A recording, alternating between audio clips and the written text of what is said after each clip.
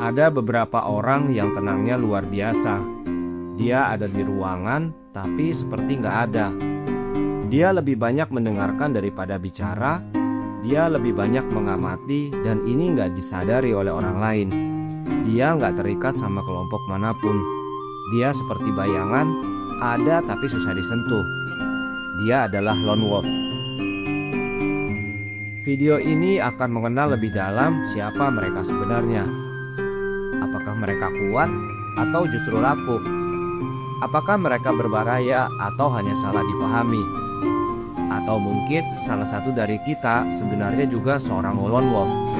Hanya saja kita belum menyadarinya. Ketika orang mendengar istilah lone wolf, mereka sering membayangkannya sebagai seorang pendiam yang menutup diri dari dunia. Padahal sebetulnya nggak seperti itu. Seorang lone wolf bukan sekedar individu yang suka menyendiri. Ia adalah pribadi yang memiliki kesendirian sebagai strategi hidup, bukan sebagai bentuk pelarian. Ada perbedaan besar antara orang yang merasa nyaman sendiri dengan orang yang sebenarnya ingin ditemani, tapi takut untuk dekat. Lone wolf berada di kategori pertama. Kesendirian adalah ruang aman, ruang jernih, ruang di mana mereka bisa berpikir tanpa gangguan. Mereka biasanya memiliki dunia internal yang kuat, penuh ide, analisis, dan pengamatan terhadap lingkungan. Banyak yang mengira mereka tidak peduli, padahal mereka memperhatikan hampir semua detail. Hanya saja, mereka memilih untuk tidak bereaksi secara berlebihan. Ketika orang lain membutuhkan keramaian untuk merasa hidup, lone wolf merasa paling otentik ketika ia hanya ditemani pikirannya sendiri. Yang membuat mereka berbeda dari introvert adalah kemandirian psikologisnya. Mereka tidak menunggu validasi, tidak merasa harus ikut arus, dan tidak tergantung pada pendapat kelompok.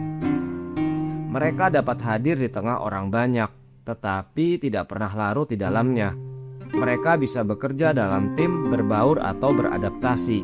Namun pada akhirnya mereka tetap kembali pada satu pusat gravitasi, yaitu dirinya sendiri.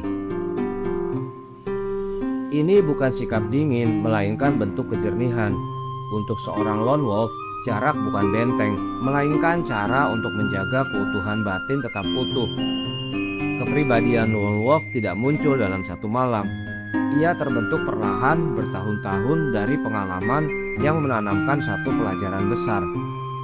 Mengandalkan diri sendiri lebih aman daripada bergantung pada orang lain. Banyak lone wolf tumbuh di lingkungan yang membuat mereka dewasa sebelum waktunya.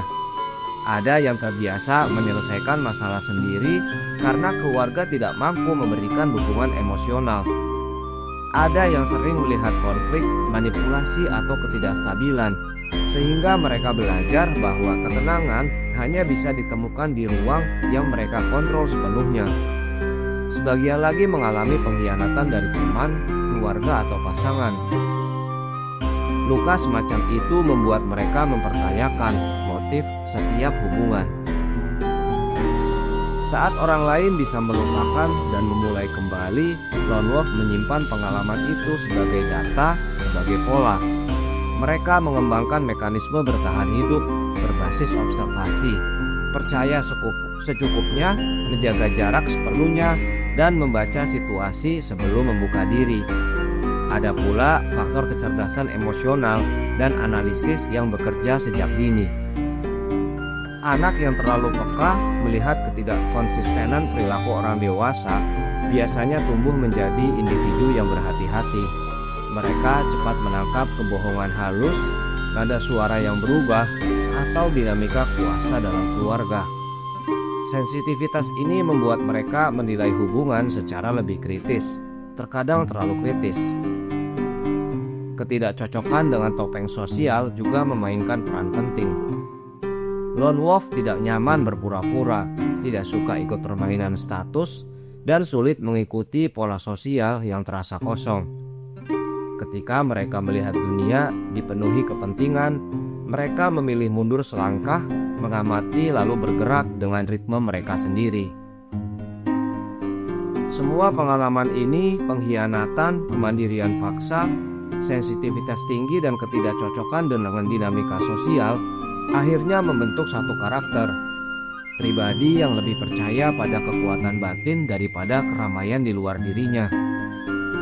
Mengenali seorang lone wolf tidak semudah memperhatikan siapa yang paling pendiam di ruangan. Mereka bukan sekedar introvert yang menghindari keramaian, dan bukan juga sosok misterius yang sengaja membangun citra. Lone wolf memiliki pola yang lebih dalam, lebih konsisten dan seringkali hanya terlihat ketika kita benar-benar memperhatikan. Ciri paling menonjol adalah kemampuan untuk berfungsi dalam kelompok tanpa pernah menjadi bagian dari kelompok itu secara emosional. Mereka bisa bekerja sama, bisa memimpin, bahkan bisa tampil percaya diri di depan publik. Tapi setelah itu, mereka membutuhkan jarak untuk mengembalikan kejernihan pikiran. Mereka bukan tipe yang mencari perhatian atau ingin diakui. Mereka hanya melakukan apa yang perlu dilakukan, lalu kembali ke wilayah batin yang menjadi pusat keseimbangan mereka. Observasi mereka sangat tajam. Ketika banyak orang fokus pada percakapan, lone wolf menangkap detail kecil, gestur tubuh, frekuensi suara, serta motif yang tidak diucapkan. Mereka membaca dinamika sosial seperti peta, melihat pola yang tidak disadari orang lain. Inilah yang membuat mereka tampak intuisi kuat, meski sebenarnya itu hasil akumulasi pengamatan dan analisis. Sifat lainnya adalah kemandirian yang hampir tidak bisa digoyahkan. Mereka mengambil keputusan berdasarkan logika internal, bukan tekanan eksternal. Validasi bukan kebutuhan. Jika mereka yakin sesuatu benar, mereka akan melakukannya, meskipun harus berjalan sendiri. Lone wolf juga cenderung menjaga batasannya dengan ketat. Mereka hanya membuka pintu untuk sedikit orang, dan ketika kepercayaan dilanggar, jarak akan muncul tanpa drama dan penjelasan yang panjang. Bagi mereka, kedamaian lebih berharga daripada mempertahankan hubungan yang tidak sehat. Walau tampak sederhana dan tenang, pikiran mereka pada dasarnya kompleks. Mereka memikirkan banyak skenario, merencanakan langkah jauh ke depan, dan jarang melakukan sesuatu tanpa alasan. Inilah yang membuat mereka terlihat misterius. Selain itu, kemandirian psikologis mereka menjadikan mereka sosok yang tidak mudah dipengaruhi tekanan sosial. Mereka tidak bergerak karena tren atau opini mayoritas. Mereka bergerak karena logika dan nilai yang mereka pegang. Inilah yang membuat banyak dari mereka menjadi pemikir, penulis, analis, atau pemimpin dengan arah yang kuat. Mereka tahu apa yang mereka mau dan mereka tahu mengapa mereka memilih jalur itu. Kemampuan membaca pola adalah senjata lainnya. Lone wolf memiliki radar khusus terhadap motif tersembunyi, dinamika kuasa, dan perubahan kecil dalam perilaku seseorang. Ketika orang lain terlalu sibuk berbicara, mereka diam. Dan dalam diam itu, mereka menangkap hal-hal yang terlewatkan.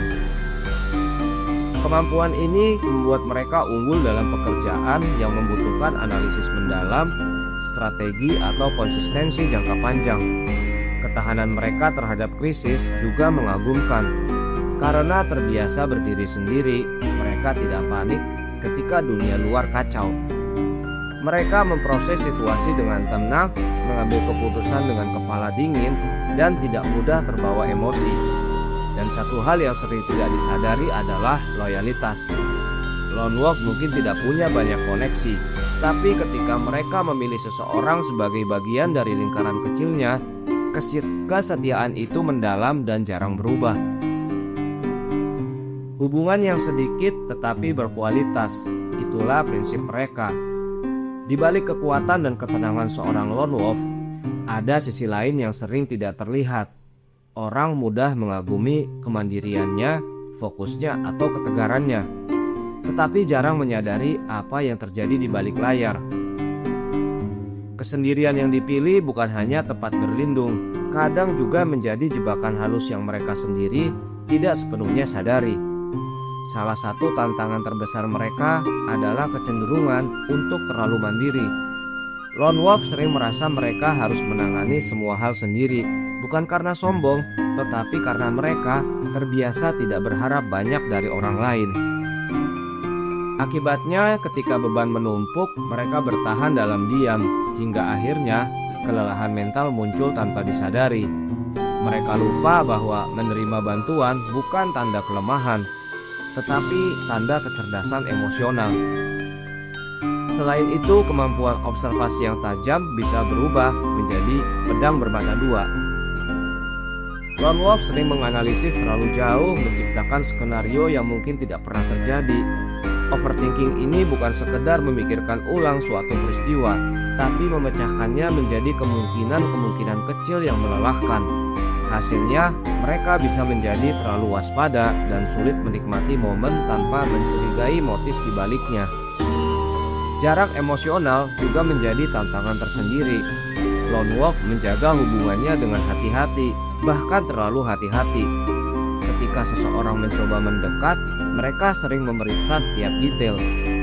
Apakah orang ini tulus? Apa motifnya? Apakah hubungan ini akan mengganggu stabilitas hidup mereka? Semua ini menunjukkan bahwa menjadi lone wolf adalah kekuatan tapi juga ujian. Jika kita menelusuri sejarah, pola menarik akan muncul. Banyak sosok besar pemimpin, pemikir, penulis, seniman, hingga inovator memiliki fase atau kecenderungan lone wolf dalam perjalanan mereka. Bukan karena mereka tidak punya teman atau tidak mampu bersosialisasi, tapi karena visi yang mereka miliki seringkali terlalu besar, terlalu dalam, atau terlalu berbeda untuk dipahami orang kebanyakan. Mereka membutuhkan ruang sunyi untuk berpikir, menyusun strategi, dan merumuskan ide-ide yang kemudian mengubah dunia. Lone Wolf mampu berdiri di luar arus mayoritas, dan inilah yang membuat mereka sulit dibelokkan oleh opini publik. Kepekaan ini baik, tetapi dapat membuat hubungan yang seharusnya sederhana menjadi rumit. Tidak semua orang berniat jahat, namun lone wolf kadang bereaksi seolah ancaman selalu ada. Mereka juga rentan, ketegasan disalahpahami, sikap tenang sering dianggap dingin, ketegasan dianggap sombong, kemandirian dipersepsikan sebagai penolakan. Padahal mereka hanya menjaga ruang pribadi dan energi mereka agar tidak terkuras.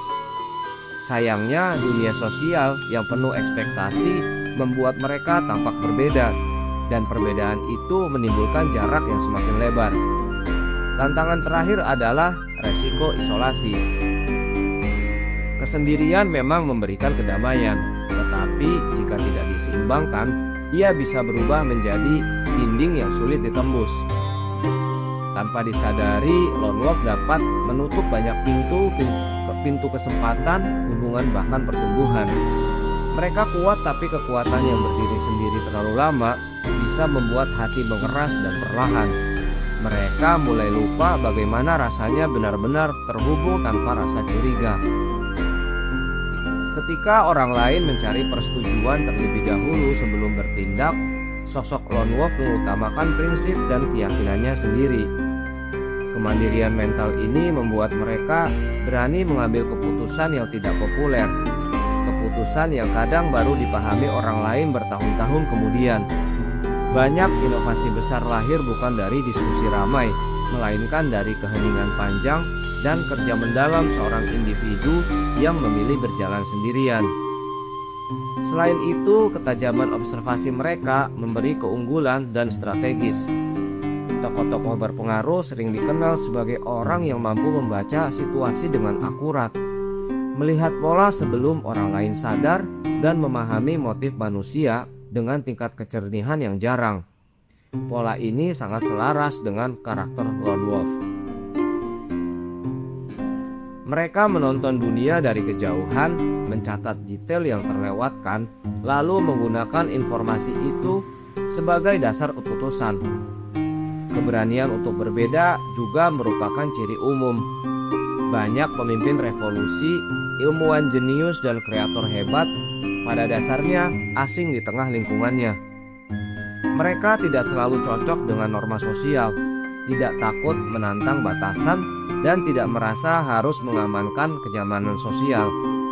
Justru ketidaknyamanan itu yang mendorong mereka menciptakan sesuatu yang baru. Terakhir, kesendirian mereka memberi kedamaian untuk mempertahankan integritas. Ketika seseorang terlalu banyak terhubung, terlalu sering berkompromi, atau terlalu sibuk menjadi disukai, visinya mudah kabur. Lone Wolf menjaga jarak agar pikirannya tetap jernih dan fokusnya tetap tajam. Di balik banyak karya besar yang kita kenal hari ini, ada jam-jam panjang dari kesunyian yang produktif. Kesunyian yang hanya bisa dihargai oleh mereka yang berjiwa Lone Wolf. Semua ini membuatnya menjadi jelas, dunia sering bergerak karena mereka yang berani melangkah sendirian. Bagi seorang lone wolf, dunia sosial adalah panggung yang penuh dengan lapisan-lapisan halus, topeng kepentingan, dan dinamika kuasa yang tidak selalu terlihat oleh orang biasa. Mereka bukan menghindar karena takut, tapi karena mereka terlalu peka terhadap ketidaktulusan yang sering tersembunyi dalam interaksi sehari-hari. Sementara banyak orang dapat hidup dengan kompromi dan basa-basi, Lone Wolf melihat celah kecil dalam cara orang berbicara, ketidakcocokan antara kata dan tindakan, serta motif yang berjalan di balik percakapan ringan. Dunia sosial modern menuntut keramahan tanpa henti, tersenyum saat tidak ingin tersenyum, bersikap dekat dengan orang-orang yang sebenarnya tidak kita percaya, dan mengikuti aturan yang tidak tertulis demi menjaga citra. Lone Wolf sulit menerima pola ini. Mereka melihatnya sebagai permainan yang melelahkan, sebuah teater yang terus berputar tanpa jeda. Ketika orang lain memilih ikut arus demi kenyamanan sosial, Lone Wolf memilih jarak untuk mempertahankan keaslian diri. Sensitivitas mereka terhadap manipulasi juga membuat mereka selektif. Mereka dapat merasakan ketika seseorang mencoba mengambil keuntungan, memanfaatkan kebaikan, atau membangun hubungan yang tidak seimbang. Lone Wolf menghindari drama bukan karena tidak mampu menghadapinya, tetapi karena mereka tahu drama adalah bentuk pemborosan energi terbesar dalam interaksi manusia. Selain itu, lingkungan sosial sering memaksa seseorang untuk berkompetisi dalam hal-hal kecil, seperti status, pengakuan, dan perhatian. Lone Wolf tidak tertarik pada permainan ini. Mereka lebih fokus pada substansi daripada permukaan. Ketika berada di tengah keramaian yang penuh pamer identitas, mereka merasa energinya terkuras. Karakter mereka lebih cocok untuk interaksi yang jujur, sederhana, dan bebas kepalsuan. Namun bukan berarti mereka membenci manusia. Yang mereka hindari adalah kebisingan yang tidak perlu, seperti percakapan kosong, hubungan tanpa integritas, atau kelompok yang didirikan atas dasar ego dan kepentingan. Mereka tahu bahwa semakin banyak topeng yang ikut dimainkan, semakin besar peluang seseorang kehilangan dirinya. Dengan menjaga jarak, Lone Wolf bukan sedang memutuskan hubungan dengan dunia, tetapi sedang menjaga kejernihan pikirannya. Mereka memilih kedekatan yang berkualitas daripada koneksi yang berlebihan.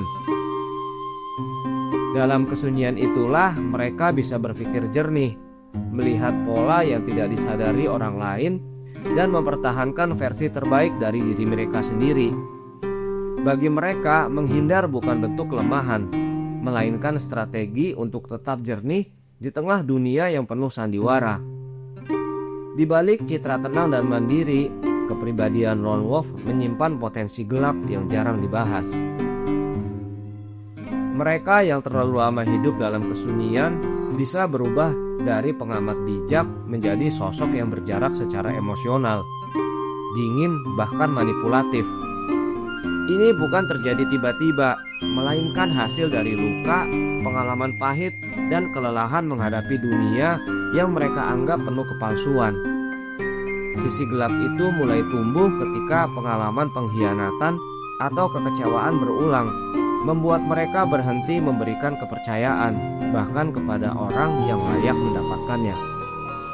Mereka mulai melihat hubungan sebagai resiko. Ketika pola ini mengeras, lone wolf dapat berubah menjadi seseorang yang bergerak sendiri, bukan lagi karena kenyamanan, tetapi karena ketidakpercayaan terhadap dunia luar.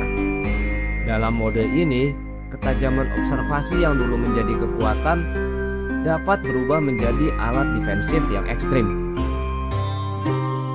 Mereka membaca setiap gerakan orang lain dengan kecurigaan, menganalisis motif di balik ucapan paling sederhana, dan menganggap niat baik sebagai strategi terselubung.